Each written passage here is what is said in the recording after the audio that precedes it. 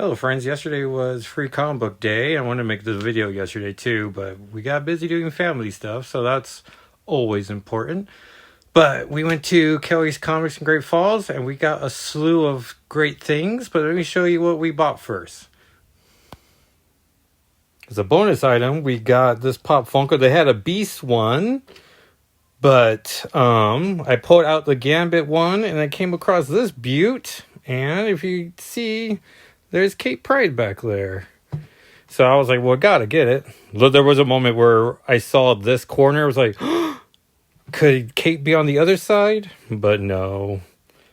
Though I've noticed they made an Invincible one that had like a whole scene from a comic. So I was like, oh man, I would love to get more of these if they would do it. And then I went in there for 4 comics that I knew were there from before. And so one was Storm issue 1. The other was Storm number 3. And then the third was Storm 4, but they didn't have it. So I was like, dang it. And then the other was Howard the Duck Volume 7 number 1. Celebrating 50 years of Howard's first appearance in 1973's Fear number 19, that also has... I always had the hardest time finding Lockheed in these cameos, so thanks so much for whoever edited the Howard the Duck fandom page, but have you seen him yet? Give you one more second. And that's everyone's how you get the Johnster Monster to buy your comic. And so for back issue purposes, I'm only concentrating on Lockheed appearances now because it's just easier to get done. But we were at Kelly's Comics and I was like, well, might as well, buy whatever variant covers I can come across. So X-Men Days of Future Past, Doomsday 1 with the Hellfire Gala variant, which looks pretty amazing. And then I got the the House of X2 Farewell variant, which looks pretty amazing, of all of our favorite memories of Marauders. It would have been pretty nice if Lockheed could have made it to the Marauders, as he was definitely part of that team.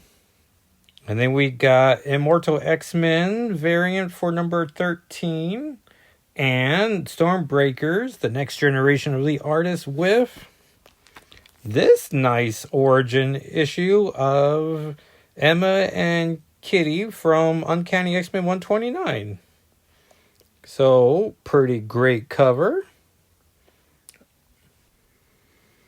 And so, we got the 3 Lockheed covers and then just 3 fun variants and Pop Funko that has Kate Pride on it. So, what a collection. And then, of course, there was the free comic book day comics. With my favorite, of course, being The Blood Hunt, and this is the only one I've read so far, that also features the Uncanny X-Men. A story by Gail Simone with David Marquez and Edgar Delargo, the colors. And of course, they're going to be the team that launches Uncanny X-Men in July. So, but this was my favorite part, and what makes it part of the Lockheed collection, where Jubilee references that she had a dragon at one point, more than one actually, which, as any Jubilee fan would know, she had her adopted son, Shogo, who turns into a giant dragon, and then also Lucky the dragon.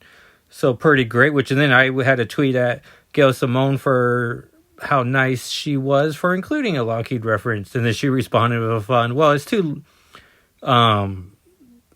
dragon references, where I'm like, well, yeah, like the Jubilee fans are going to get it, but Lockheed barely gets any attention as it is. So, and you can follow me on Twitter at Jackal SIII, and I don't know, but what's this amazing that Gail took the time to respond, but she's pretty great online. And as a human being as well. And so here's the other books. And it's the most free comic books I've ever seen, given on a day. So I don't know. And Kelly's Comics was full, which was amazing. So it was hard to look for back issues, and it took a while to find the Storm ones because they were just behind. I forget what it was, but I had a sense about me that was just like, they're in here somewhere. Find them. But here's what the other ones were. Spider-Man: The Ultimate Universe. That has a fun Five Nights at Freddy's reference in the very beginning. Spidey and the Amazing Friends. Marvel Voices with the Latin creators.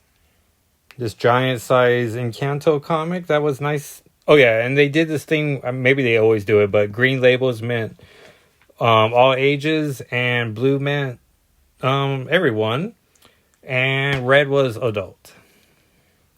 Teenage Mutant Ninja Turtles, which I'm hoping to read as soon as I read these other ones. Mad Magazine with a very fun cover. Romeo and Juliet. Bark Asylum, which it's just fun. The Cursed Library Prelude from Archie. Hellboy got a free comic book day with also Stranger Things. A Star Wars comic. Big Barda's getting a comic, which I'm all about. Absolute Power. Transformers. Maleficent. Fall Out Boy's Pete Wentz is making comics. Cannibal on the all age or the adult banner. Conan Battle of the Black Stone. Snoopy Beetle Scout Adventures, which looks fun. Investigators Class Action, which I don't know. There's a lot of these all ages ones that I'm like, I might read these like next.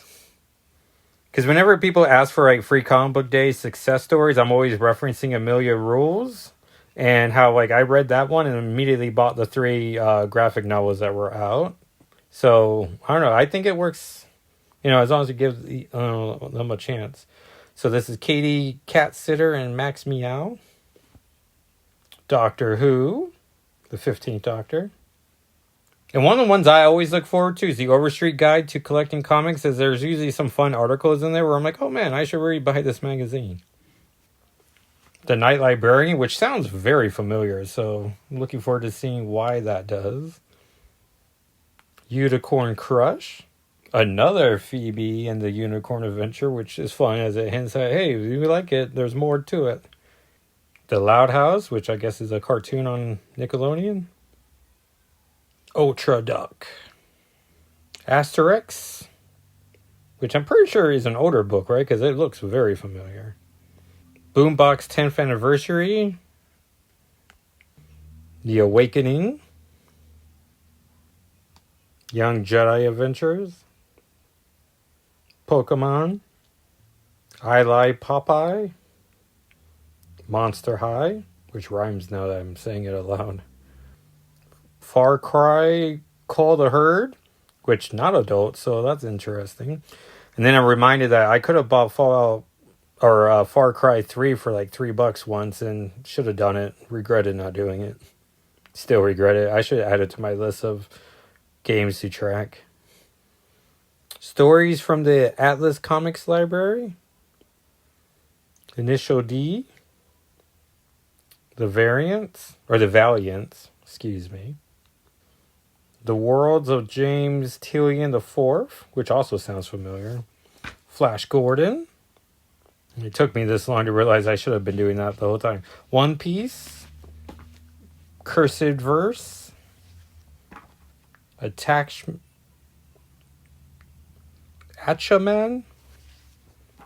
Tons of Strange. And then if you got the big bag of comics, there was all these flyers in here for Ultraman and some stickers from the comic guide collector and some extra cards. So all in all, pretty great haul. Like, look at all this.